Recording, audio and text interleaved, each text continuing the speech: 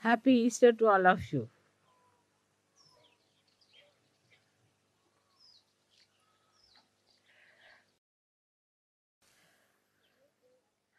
It's a great day to come to Rome to celebrate the resurrection of Christ. Now we have to do the resurrection of Christianity,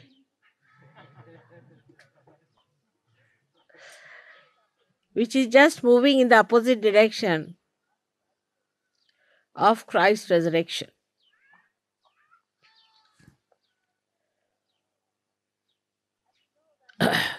As you know that Christ was just Chaitanya, but he came in the body of Chaitanya. The whole body was made of Chaitanya. And he resurrected himself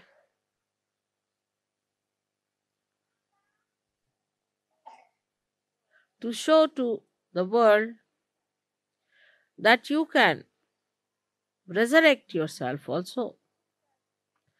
If you can fill your body with Chaitanya.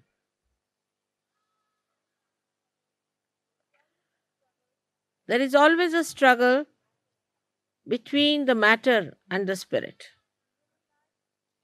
In human life, what we see that matter is all the time trying to take over the spirit. And that is how we fail in our resurrection. We fail in our resurrection because we give way to matter. We have come from matter. It's easy to go back to matter. But all the Christian nations have taken to the material development, identification with the matter, not the sublimation of the matter. Why we have gone wrong is because matter has become so important to us. We are so much identified with the matter, with our body, with all that is material for us. People are so much worried about the material things. What I find that the whole culture has become materialistic. And they are absolutely ashamed about it. But still they continue the way it is so shameful and so degrading. It degrades human being. As I have come in the West, I see this trend very clearly. For example, in a household, whatever they purchase is for sale all the time. So whatever they will purchase, they will see to it that it should be of a certain standard. Like it should be, if it has to be a diamond, it has to be a perfect diamond because it has to be sold again. If they purchase the house, they are afraid that we should not spoil it or we should not make it beautiful. We should not try to do something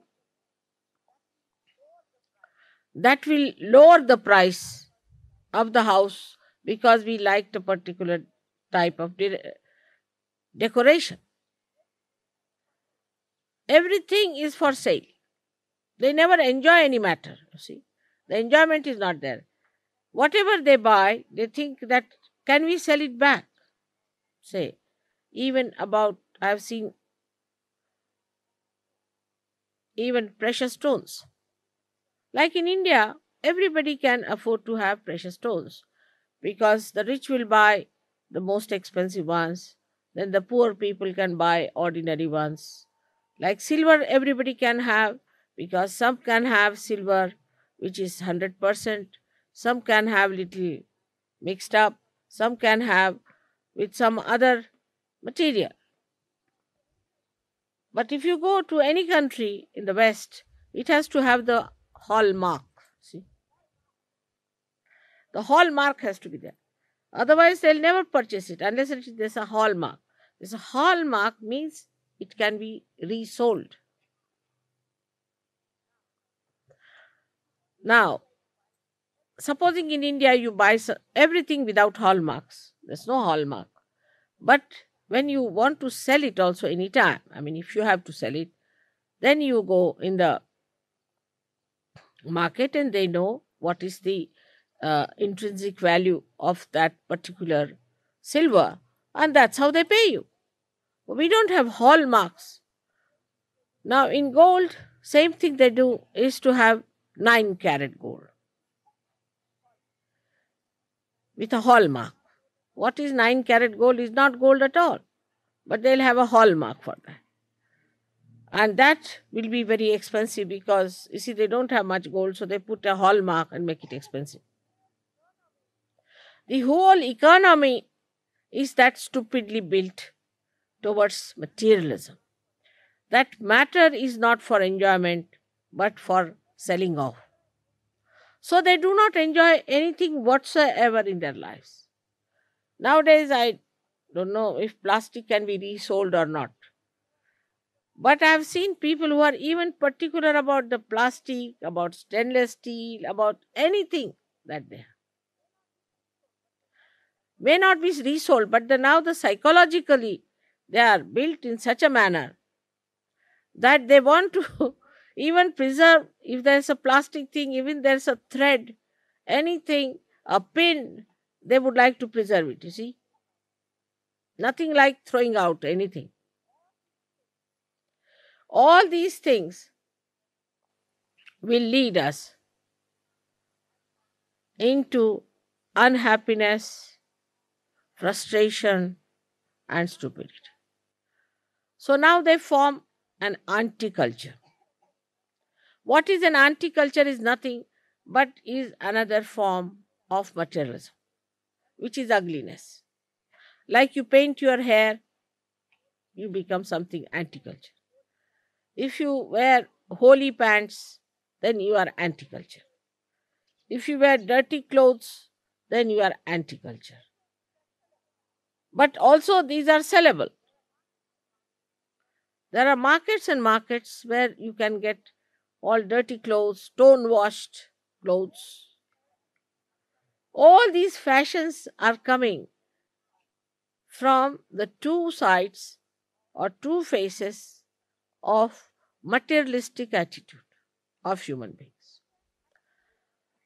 And they are unashamed sometimes, the way they ask for few things. Supposing, somebody has forgotten a spoon with someone. So they'll telephone 3 times. Have you got my spoon with you? Have you got my spoon? Unashamed. There's no culture about it. While I don't know, might have been better before, that what I know about India, that even now, in a good family, it is always said that if somebody's pen is with you, be careful and return it back. But even if your gold is with someone, don't ask. It's not dark. It's not cultured. It's not sophistication. But the whole sophistication has become materialistic. It's maddening, and that maddens the Western mind. For example, if you have to serve, say, wines and things, you have to have different type of cups, different types of plates, different type of spoons. You've got spoons for avocado, you've got spoons for different things. I mean, you go on like mad, and if that is not with you, then they'll laugh at you. If they'll come to your house, oh God, they served us avocado with ice cream spoons.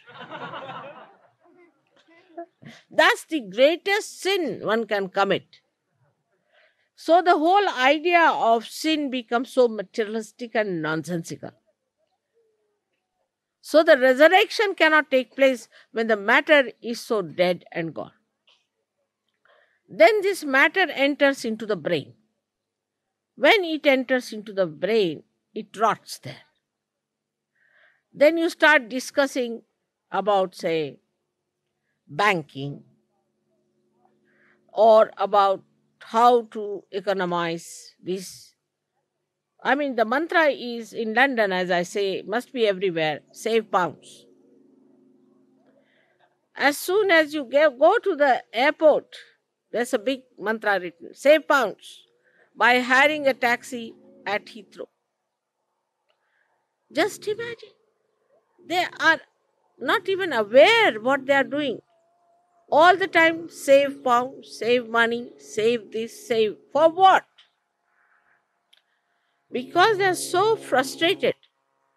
The whole material stuff is so frustrating that they have to save money to get over that frustration.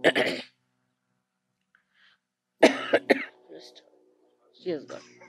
And the frustration is counterbalanced by drugs or by drinking wines and all kinds of nonsensical things. And also rotten cheese or some sort of a thing that is absolutely a dead matter, useless thing which makes you dead and sleepy. So that you run away from reality. Because you are so frustrated that you want to have something that will counteract it. Then with that also, when they find it's not done, still they are extremely unhappy. So what to do next? If you are that unhappy, you have to find out something else. As I tell a story about children who were naughty and the mother was going out, so she told that, see, you are naughty children, so I lock you up in the kitchen because anywhere else they can break something, spoil something, and she cannot sell them again, perhaps. So she puts them in the kitchen thinking, what can they ruin there? So when she came back, they said, we ate all your tea leaves. Like that. When they get so frustrated, they don't know what to do, so they put nails into their ears, pins into their cheeks, something into their nose. They don't know what to do with themselves, you see. So they'll pull out their mustaches, or they'll paint their hair, or do all kinds of funny, nonsensical things. Absolutely frustrated people. But the worst part, which cannot be understood, is that so confident about it. They don't do it with any diffidence, it's complete confidence. Their attention is all over to see now how we should be. If they see a tree which has leaves which have become absolutely sort of crumpled down because of malnourishment, so they want to be like that. They want to become people who have malnourishment. So they look like miserable people. Their cheeks are inside, nose is outside, sort of thing goes on. And if you see them, they look like sickly people. That's the sign of finding out some way of expression of their frustration. But Christ paved the way the other way now. He said, put Chaitanya into your matter. So you will enjoy that Chaitanya. Put Chaitanya, the vibrations, into the matter. This is his message. He didn't get resurrected only like his spirit going out, but the whole his body resurrected him. So he's talking about the resurrection of the body, of the matter. within us. In SahajaYoga also, when we come in, Kundalini rises. She gives you realization. You do feel the Chaitanya. In your hands, you feel it all around. Your faces shine like beautiful lotuses. Your skin improves. You look blooming. Everything is fine. But still, there are material attachments which may be very subtle, could be very gross. The gross could be like, this is my carpet, this is my car, this is my ornament, something like that. But if it comes to the style of Christ, you have to get identified with the matter which is vibrated, which is vibrating, which has got vibrating value. Not material value, but vibrating value, spiritual value, divine value. Could be anything. Could be flowers, could be water, could be a sari, could be a seed, could be anything. That becomes valuable. So attention starts shifting from gross to vibrations.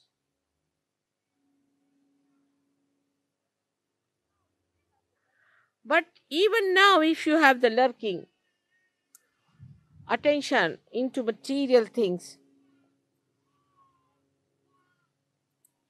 then it's difficult for you to rise fast. Everything that you use, is it helpful for your vibrations or not? Everything that you do, is it good for your vibrations or not? Or is it the same old fashion you are carrying, like the mad people I saw yesterday that come for holiday and they didn't know how to enjoy. They were trying everything. You see, they must have paid lots of money to their tourism.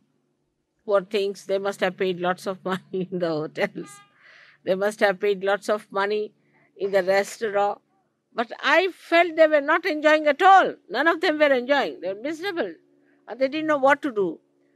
And at the end of it, I was thinking that they might just go and break their heads with frustration.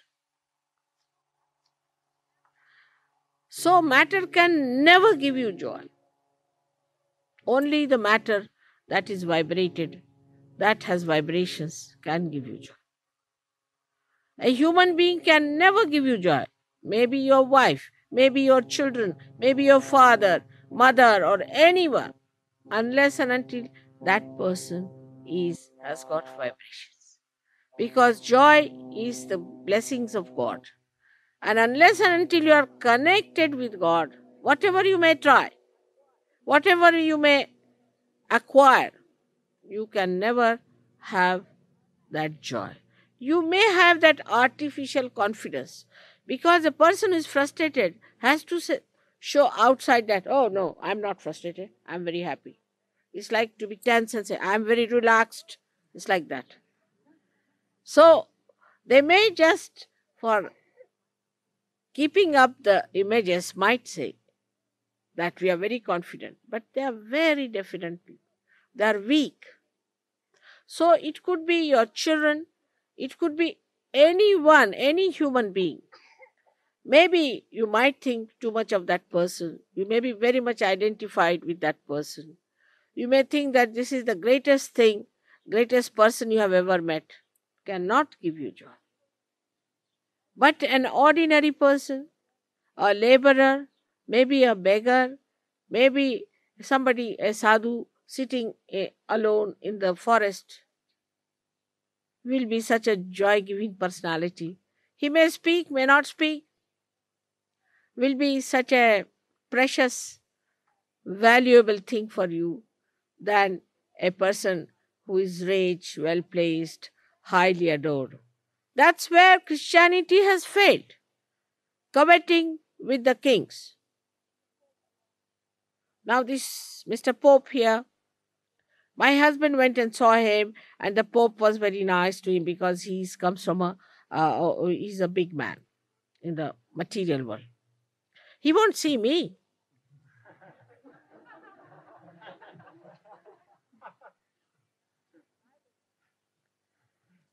Or I may not see him.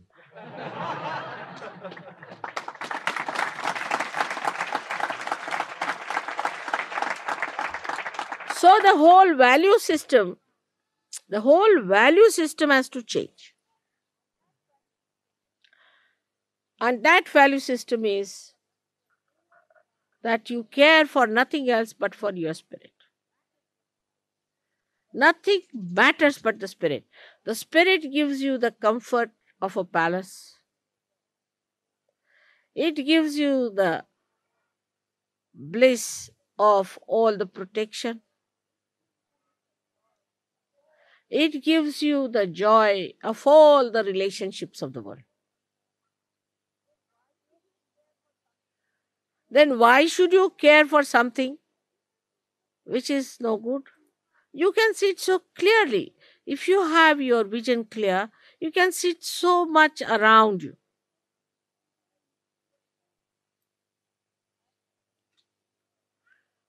That these people look so unhappy, so miserable, running after this, running after that. Now, first they were hippies, then they became punks, now they are becoming well-dressed gentlemen. Everything is from this to that, to that, to this, leading them nowhere whatsoever. So clearly you see that you are away from them. You are in a different realm and you see them. So don't go near them. Try to show that beauty in you so that they come to you and see for yourself, see for themselves that you are resurrected people. You are resurrected. Spirit is always there in your heart, always there, watching you, seeing you. But now, because the matter that surrounds the spirit is being resurrected, is being vibrated, your eyes shine, your skin shines, your face shines, you look so beautiful. That is what is resurrection. In SahajaYoga, there's no place for stupid seriousness. What are you serious about? Oh, I have to sell my diamond and they said there's a little black in it. So what? Wear it.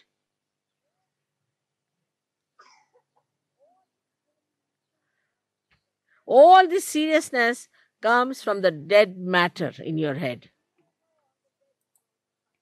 And on the dead grows the fungus. And also that this fungus gives you all kinds of diseases. So keep away from all that is dead. Only the Chaitanya makes the matter vibrate. And unless and until you are connected with God, you cannot vibrate anything.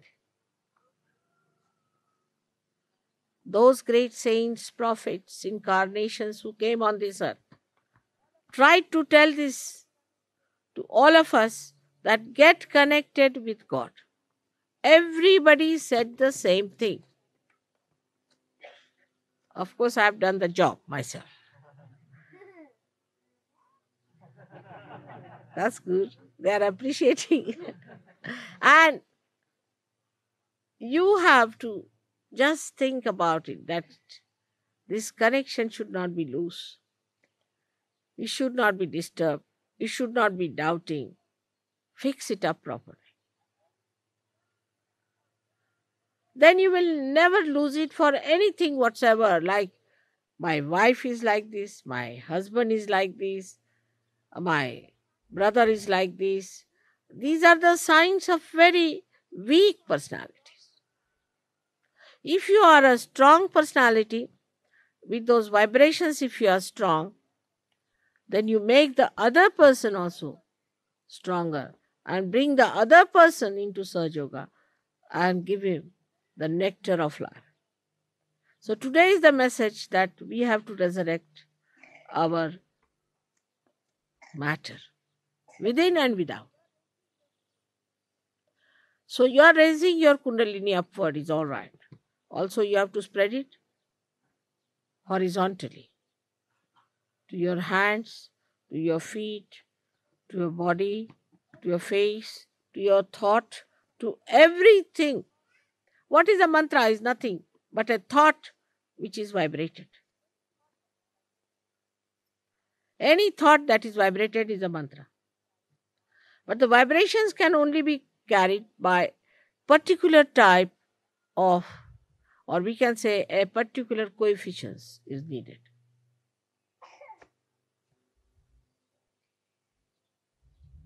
In dress, in thinking, in anything that is worldly, there's a kind of a coefficient that works out the vibrations. If that coefficient is not there, you cannot catch the vibrations and you cannot also give vibrations. So there are only two divergences. One is the left, another is the right. There are not too many. Very easy to get rid of them. There are only two turns in Italy. One is right or left. So in the same way within us, if you don't go to the left and you don't go to the right, you keep in the center,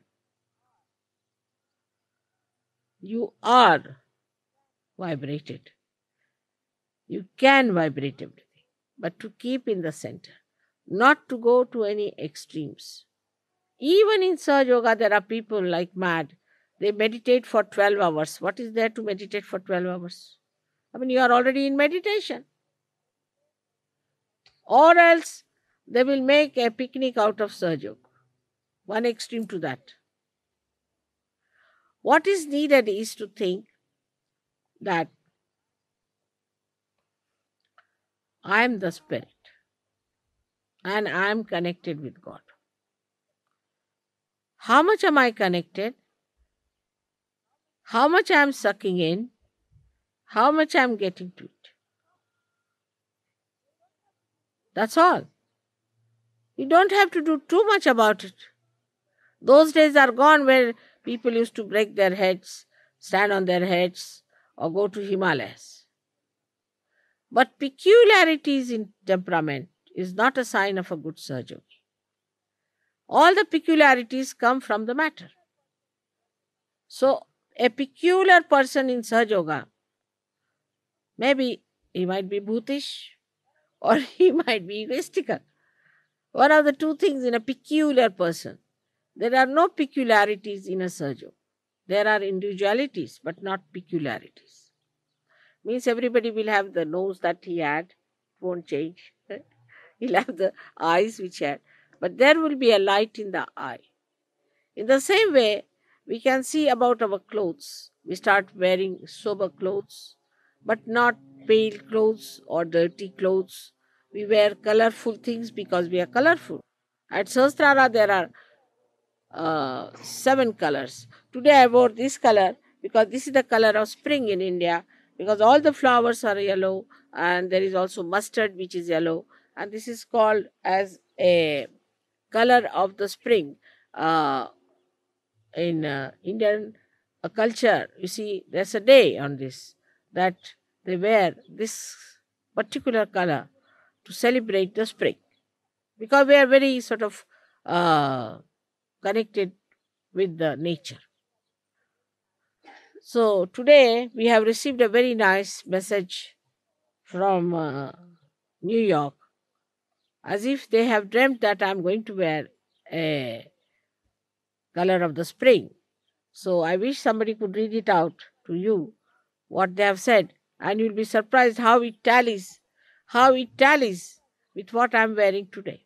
And as soon as I wore the sari, the thing became hot, and I knew this would be. That is the moment it became hot, and I'm sorry for that because you are finding it rather too much. So, today is the day to celebrate the spring, and as you know, I was born in spring, and that Christ was resurrected in spring. So the spring starts after the resurrection of Christ. In the same way, we are now in the spring mood to enjoy, to be happy, to be just blissful, but not to be frivolous, not to be vulgar, not to be childish. That's the way a Sahaja should be. And I'm very happy that at this spontaneous arrangement of mine to come to Rome, so many of you have come. It shows how much you love me. And I can't express really what I feel about the whole thing, except for tears coming to my eyes. For whatever Christ has sacrificed his life, which was a terrible thing to happen, that he sacrificed his life. He suffered so much. But the outcome of that is you, all of you here, who are resurrected today, and your agyas are cleared, and everything is so very fine. May God bless you.